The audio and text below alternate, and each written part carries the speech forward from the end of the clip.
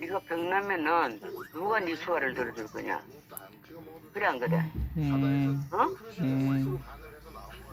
대답만 하지 말고 그렇게 좀 몇 달 살다 보면은 너 웅이 위해서도 기도하고 알았냐? 직장도 돼야 되고 앞으로 사역자가 되려면은 걔가 은혜 충만 안 받으면 절대 사역자가 될 수가 없어. 나는 그 기도를 하면 아직도 응답이 없어서 내가 뭐라고 말은 못 하겠지만 일단 직장이 돼야 되잖아. 그러니까 하나밖에 없는 아들 위해서 애비가 기도 안 하면 누가 기도해야 되냐? 그래 안 그래? 그리고 웅이 아빠 뭐 저 임직 이야기 안 하대? 이야기 안 해. 안 해? 아직 날짜가 안 정해졌나? 날짜가 정해지면 이거 옷을 준비하라든지 무슨 이야기 하겠지. 네. 그럼 엄마한테 이야기 꼭 해라. 그래. 그러면서 기분 나빠하지 말고 소원장 원망하지 말고 절대 소원장 거스르는 일 하지 마. 얼마나 힘들겠냐. 그래서 저번에 그러대 뭐 이런 프로그램 잘라 머리가 아파 죽겠다고. 어쨌든 목사님 이것도 저것도 물론 저 누구야 박신희 저 장로님 와서 이거 저거 도와주면 그 사람은 재정만 하잖아. 응? 재정만 하니까 이 다른 프로그램은 목사님이 다 짜야 되는 거잖아. 안 그래? 그뭐 목사들 섭외하는 것도 그렇고. 그러면 그것도 맞추는 것도 쉬운 일이 아닌데 1년을 한다 생각해봐라. 제가 바뀌 생각하고 열심히 하고 니는 표정이 항상 불만이 많은 사람 같이 보지. PT할 때도 보면은 입이 막 나오고 안주할 때도 그렇고 감정으로 좋은 얼굴로 좀 해. 니 같은 표정하는 사람은 사실 아무도 없거든. 왜? 사람들이 다 보고 있잖아. 그러다가 우리 친형은 안 보겠냐? 우리 친형도 보시던데? 그러니까 마음에 늘 감사가 있어야 돼. 니는 마음 불평이 많은가 봐. 불만이. 뭐 불만이 그리 많냐?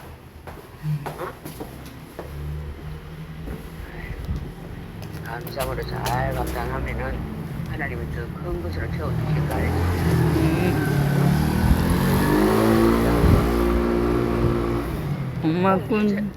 엄마 끊어. 왜? 바빠, 엄마. 아빠 왔어? 아니, 끊어. 어.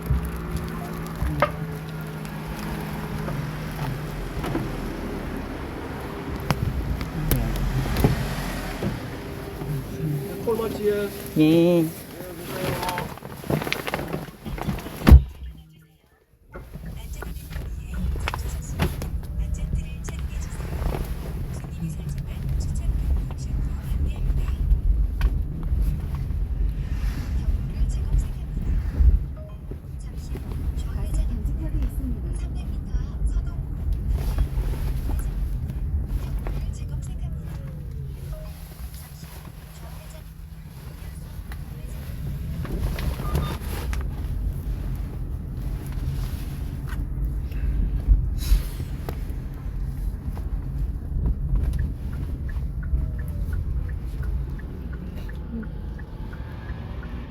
과속 방지턱이 있습니다.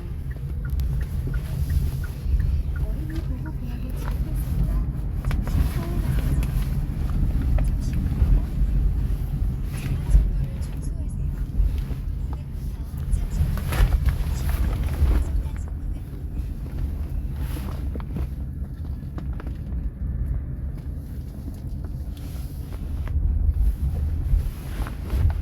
어린이 보호 구역에 진입했습니다. 서행하세요.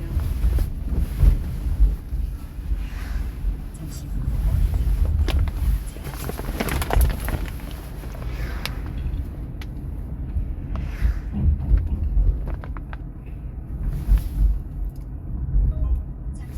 좌회전입니다.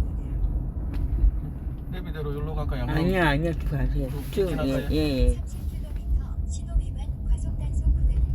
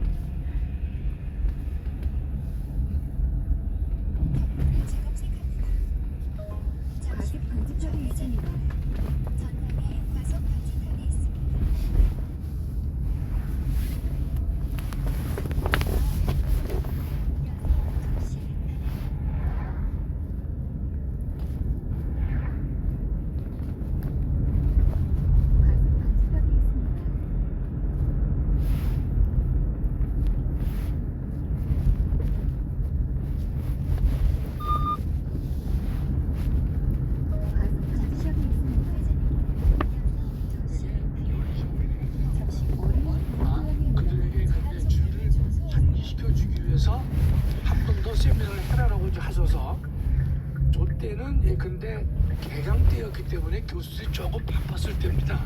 그러나 이제 그래도 흔쾌하게 함께해 주셨어요.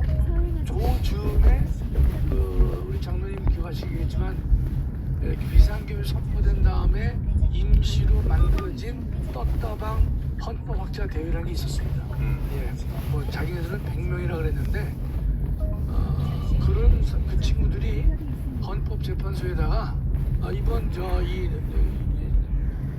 비상계엄은 뭐 내란이고 위헌이다. 그것을 정리해서 헌재에다 보낸 적이 있습니다. 그 무렵에 저희가 3월 3일 날 저 학술대회를 이제 했던 것이죠. 그래서 저 내용에 대해서 대통령 변호인단에서 연락이 왔습니다. 연락이 와서 저 논문을 좀 보내달라. 20부를 보내드렸어요. 그랬더니만 11부를 헌법재판소에다가 보냈습니다. 그러니까 대통령 변호인단의 이름으로 이 발표집을 보낸 것이에요. 그러니까 이제 그 변론길이 끝나면서도 계속 그 변호인단에서 그 의견서를 보낼 수 있으니까 그렇습니다. 우리 변호인단 의견으로 보낸 거죠. 그렇습니다. 그리고 또 민사소송 같은 경우는 추가로 할 수가 없는데요. 헌법재판은 계속해서 추가로 자료를 제출할 수 있도록 되어 있습니다. 그래서 저 3월 3일에 한 것인데 제가 볼 때는 우리 목사님께서 이제 기도하시는 중에 저와 같은 학술 대회를 한 번 더 하고 그것을 헌재에 보내는 것이 좋겠다라고 아마 기도하시면서. 근데 마침 딱 그래서 그게 학술 대회가 마쳤고 그 논문이 그럼요. 우리 변호인단 이름으로 헌재에 제출됐어요. 그렇습니다. 언론에도 좀 났던데요. 언론은 물론 났죠. 언론에도 보도가 됐어요. 예. 근데 하여튼 가장 아쉬운 것은 1월 13일 날 저 학술 대회가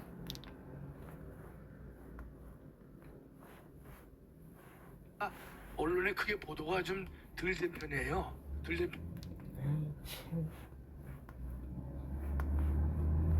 된 편인데 여러분 1월 13일만 해도 많은 언론사들은 이번에 윤석열 대통령의 비상계엄이 뭐 내란이고 위헌이고 뭐 이런 쪽에 가담을 했었기 때문에 저 내용을 상당히 이 공중파에서는 세게 다루지 않았지 않았나 이렇게 생각을 이제 하고 있는 것이죠. 여하튼 우리 저 광화문 우리 저 팀에서 제일 먼저 학술 대회를 여는 것이 1월 13일이고 제목이 비상계엄은 내란인가 였단 말이죠. 저기에 대해서 우리가 전 목사님이 전폭적인 지지가 참 너무 감사한 것이 보통 우리 학술 대회를 하면은 이제 30만 원에서 50만 원 대관료가 들거든요. 그러나 좀 크게 하기 위해서 프레스센터를 이용했는데 프레스센터의 20층은 한 200만 원 가까이 됩니다. 4시간, 5시간 빌리는데 200만 원인데 아니 저 언론들이 막 반발을 해가지고요. MBC 등에서 반대해가지고 대관 계약까지 마친 저 학술 대회를 제가 열지를 못했습니다. 그렇지만 목사님께서 그러면 롯데에서 반발한 이유가 뭐죠, 근데? 아니 저 내용이 듣기 싫잖아요. 그러니까 뭐 내란 뭐 선동이라는 건가? 그러니까 또 비상계엄은 내란인가라는 의문을 표시한 것은 비상계엄이 내란이 아니라 뜻 아니겠어요? 그러니까 거기에서 MBC뿐만 아니라 여러 방송국에서 저 반발을 했어요. 그랬는데 제가 고민을 말씀드리니까 목사님께서 그러면 롯데 호텔에서 하라고 이제 하시더라고요. 롯데 호텔은 어마어마하게 비쌉니다. 조금 전에 그 프레스센터는 4시간, 5시간에 200만 원인데 롯데 호텔은 2시간에 400만 원입니다. 그 대관료도 이제 목사님께서 아주 기꺼하게 지원해 주셨고 또 제가 금액은 말씀드릴 수 없지만 저 논문을 발표한 발제자에게는요 저희가 고마움의 표시를 많이 했었습니다. 통상의 학술대회에서 지원되는 금액보다는 좀 더 넉넉한 금액을 이제 지원을 했는데 그분들이 그것 때문에 한 것은 아닙니다. 자기의 그 학자의 소신에 따라서 이 같은 발표를 해주었는데 저는 너무나 감사한 게 광화문에서 저 같은 중요한 학술대회를 3번이나 개최했고 그것이 국민들을 깨우는데 또는 헌재의 재판관들의 생각을 좀 더 바르게 하는데 기여를 했다라고 할 수 있어서 너무나 감사한 것이죠. 자 다음 보여주실래요? 그러니까 이 일들을 누가 했는가? 뭐 전광훈 목사님이 하셨고 전광훈 목사님이 주도하시는 광화문 세력이 했다. 어제 제가 그 석동열 변호사하고요 자유 뭐 헌정 뭐 잡지인데 거기 거기 이제 인터뷰를 같이 했었거든요. 근데 뭐 석 변호사님이 이제 뭐 평소에도 우리 저 목사님에 대해서 아니 우호적인 입장을 갖고 계시지만 제가 그 얘기를 했죠. 이번에 저 대통령을 살린 게 누구냐? 그러니까 뭐 자기도 주변에서도 전광훈 목사님이 하셨다. 맞소리 할 수 없다. 그렇게 이제 얘기를 해줬거든요. 그러니까 우리가 광화문에서 저체온증 환자를 누가 구했는가? 그건 뭐 당연히 광화문이 한 것이죠. 이거 뭐 당당하게 팩트로서 말씀드릴 수 있는 것이고, 그리고 장로님 그 12월 달에 12월 28일에 어마어마하게 모인 숫자에 대해서 그 동영상이 국민의힘이 전달이 됐잖아요. 그래서 그들이 회의 중에 정말로 이게 고맙다, 대단하다, 이제 그런 의사표시를 이제 한 바가 있었는데, 그리고 가장 중요한 건 이 광화문 저항이 되면서 그 한동훈 대표가 본인은 탄핵시켜놓고 계속 대표를 하려고 그랬거든요. 그렇습니다. 그런데 그 저항을 본 국민님들이 완전히 그냥 그 한동훈 대표를 공격하기 시작했고, 그리고 한동훈 대표를 지탱하던 장동혁이라는 사람이 무너졌죠. 네, 그러면서 돌아서면서 한동훈 체제가 완전히 무너져 버렸어요. 네, 무너졌죠. 그게 사실은 광화문 저항에 우선 뭐 저거하고 싸우려면 내부 그 뭡니까 그 내부 정리를 해야죠. 내부 정부터 정리해야 네. 되잖아요. 그게 가장 컸었습니다. 네. 1차적으로요. 그 내부적을 일단은 정리를 하고 그다음에 이제 외부와 싸움을 했던 것이죠. 저 우리 황전노님, 제가 저기다가 세이브 코리아 때문에 숟가락 얻기 그랬는데 어떤 느낌을 받으셨어요, 목사님? 장로님? 좀 점잖은 분한테 저런 표현은 좀 그렇지 않아요? 숟가락 얻기 그러니까. 맞잖아. 우리나라 전체가 이제까지 보면은 보수 우파들은 분열 때문에 망한다 이랬거든요.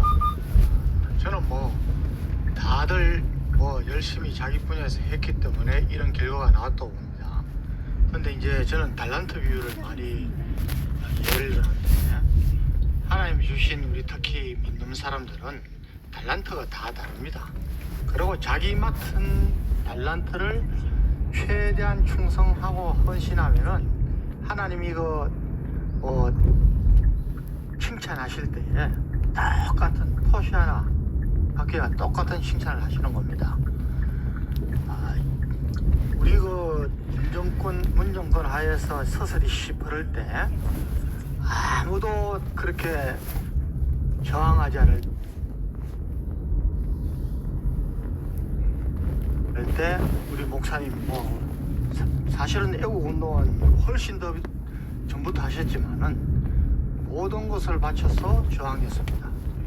오죽했으면 3번이나 감옥에 갔겠습니다. 그래서 그런 거 할 때 낙수 한 번 못 받았습니다. 지원 한 번 못 받았습니다. 결국 우리 애국 광화문에 나오는 애국 성도, 애국 시민 여러분들이 정말 아픈 몸 이끌고 그 추위에 변함없이 나온 거죠. 사실은 신앙이 본질이었습니다. 신앙. 그런데 이제 마지막에 와서 이제 그거 했는데 저는 참 아쉬운 게 할 수 있습니다. 그렇지만은 함께 할 때는 함께 하는 게 당연하지 않습니까? 네, 그럼요. 우리 목사님이 처음부터 그래 다 저 협조한다. 그런데 3월 1일 날은 함께 하자. 적어도 그렇죠. 예. 그리고 또 이런 식으로 하셨는데 그거 자체를 끝까지 거부하는 거예요. 그러면 나중에 이제 다 밝혀지겠지만은 다른 본인들의 목적이 있습니다. 우리는 마찬가지입니다. 저는 가만히 봅니다. 우리 우파 유튜버들도 그 사람이 자기 욕심이 없을 수 있습니까? 그런데 때로는 감출 줄도 알아야 되고 큰 대의 앞에서는 내가 좀 희생될 줄 알아야 됩니다. 지금 우리 정치판이 그렇습니까? 제가 자정 능력이 있어야 된다는데 국힘당이 대통령이 위기에 빠졌는데 집권 여당인데 대통령이 위기에 빠지지 않을지도 집권 여당으로서 제대로 한 게 기억나는 거 있습니까? 없지 않습니까? 예? 거기에 한동훈이라는 놈이 느닷없이 나타나가지고 저 대통령 병이 올려서 옆에서 많이 조언했을 겁니다. 그런데 조급증에 걸린 거예요. 그러니까 이런 것은 이런 사람들이 이 리더의 위치에 올라가면 안 되는 겁니다. 똑같은 겁니다. 그래서 숟가락을 얹기라 그랬는데 뭐 저는 그렇게 꼭 말하고 싶지는 않지만은 지금이라도 이제 우리가 결과를 내지 않습니까? 제일 큰 것은 저는 우리 국민들의 인식이 바뀌었다는 데 대해서 저는 정말 기쁘고, 그 다음에 우리 하나님의 때와 방법을 저는 믿는 사람이기 때문에 지금까지 왔습니다. 지금이라도 함께 나라 살리기. 사실은 4월 4일 윤석열 대통령이 원복하시면 해야 될 일이 그때부터 집중력이 그렇습니다. 그때 우리가 더 지원해야 됩니다. 예. 더 응원해야 됩니다.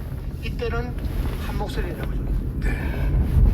제가 엊그제 나경원 의원이 주최하는 국회 이제 학술대를 가서 제가 지금 놀란 것 중에 하나가 이제 주로 이 전환길 당사를 와서 이제 얘기를 한마디 했어요. 근데 전환길 당사가 대한민국을 구한 것이냐 그런 시각들을 보여요. 그래서 제가 하도 우스워가지고 물론 이제 그걸 노골적으로 얘기를 하진 않았지만은 그 전환길이가 거기서 이제 처음에 주제 뭐 강연이라고 할까요? 그걸 한 뭐 10분 이상 하더라고요. 그 다음에 이제 발표가 있었고 토론이 있었는데 그래서 저는 국민의힘에서는 이 시각이 아직도 매우 미흡하고 잘못된 것이 전환길이가 대한민국을 구한 게 아니잖아요. 우리 전광훈 목사님이 주도하시는 광화문 애국 세력이 12월 내내 목숨 걸고 투쟁을 했단 말이죠. 그래서 기초를 다 닦아놓고 저체온증 환자를 근데 119를 보내가지고 구해낸 사람은 정작 전광훈 목사님이시고 또 광화문 애국 세력인데 그날 분위기 보니까 뭐 전환길이가 상당히 기여를 많이 한 것으로 그래서 참 그러니까 국힘당을 상했어요. 국힘당 의원들이 수준이 그 정도입니다. 네. 광화문이 없었으면은 전환길 나왔을까요? 어린 죠 저는 그렇지 않겠다고 예. 봅니다. 그리고 지금 뭐 많이 여러 분들이 또 하고 계시지만은 우리 목사님이 안 하셨으면은 우리 광화문 세력이 없으면은 신문 방송에 한치라도 뭐 뉴스 날까요?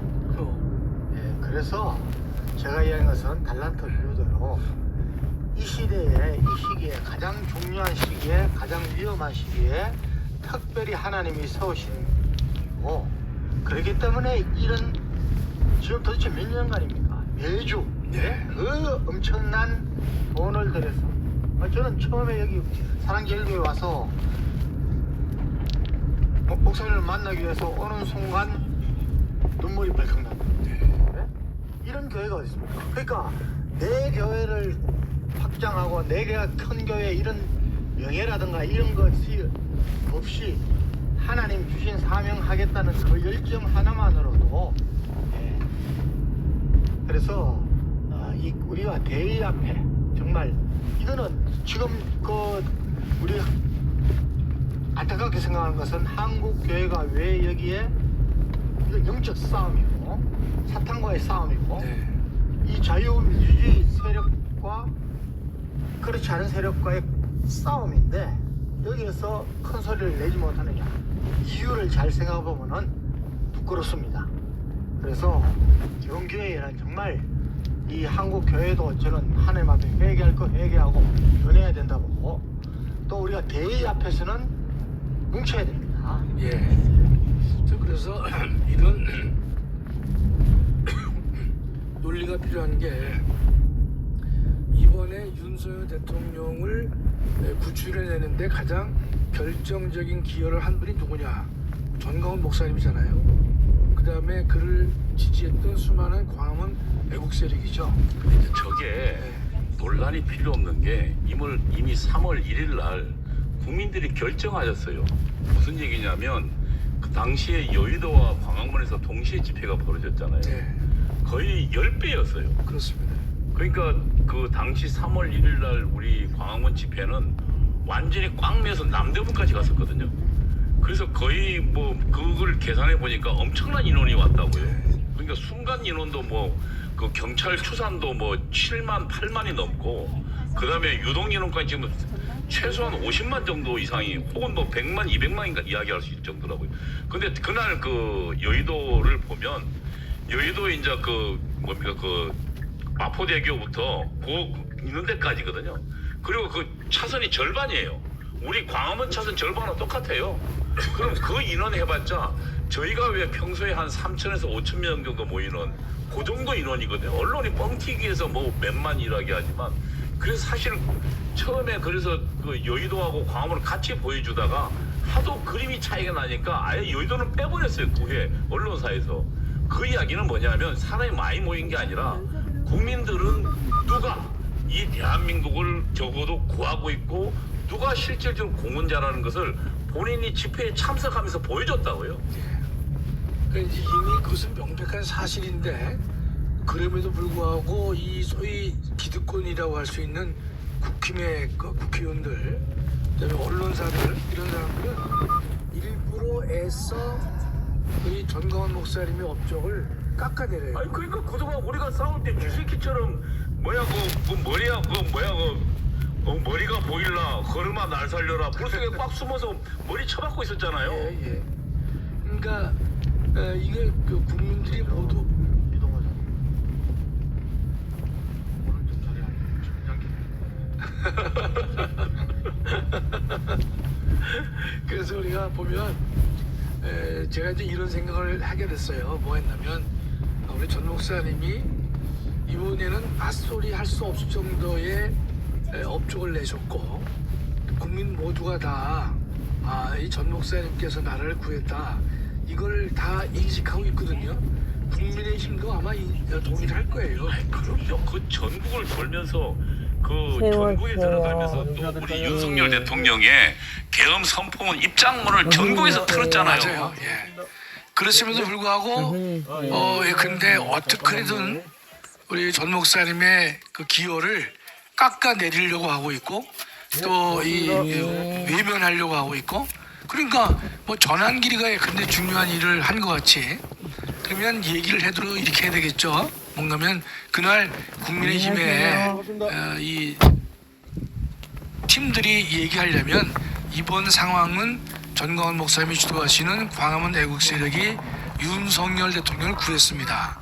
그러면서 거기에 세이브 코리아도 함께 뒤에 합류해서 많은 일을 이뤄냈습니다. 뭐 이렇게 하는 것은 몰라도 그냥 뭐 전 목사님이 빠지고 전환길이 이제 전면에 등장하는 그 모습이 있어서 제가 좀 매우 아쉬웠지만 저거는요, 장로님, 네. 언론과 국민의힘 합작이거든요. 언론 지금 뭐 다시 돌이켜 보십시오. 1월 4일, 5일 날 언론 태도를요. 아예 그냥 채널 A는 아예 그냥 그 내란 수계로 갔고 조선일보도 완전 내란 맞습니다. 수계였어요. 맞습니다. 예. 그러니까 자들은 윤석열 탄핵을 기정사실화해놓고 방송하다가 12월 말 들어서 국민들 저항이 시작되고 1월 달 되니까 얘들이 입장이 조금씩 돌아왔다고요. 그리고 아시다시피 조선일보 절도운동이 벌어졌잖아요.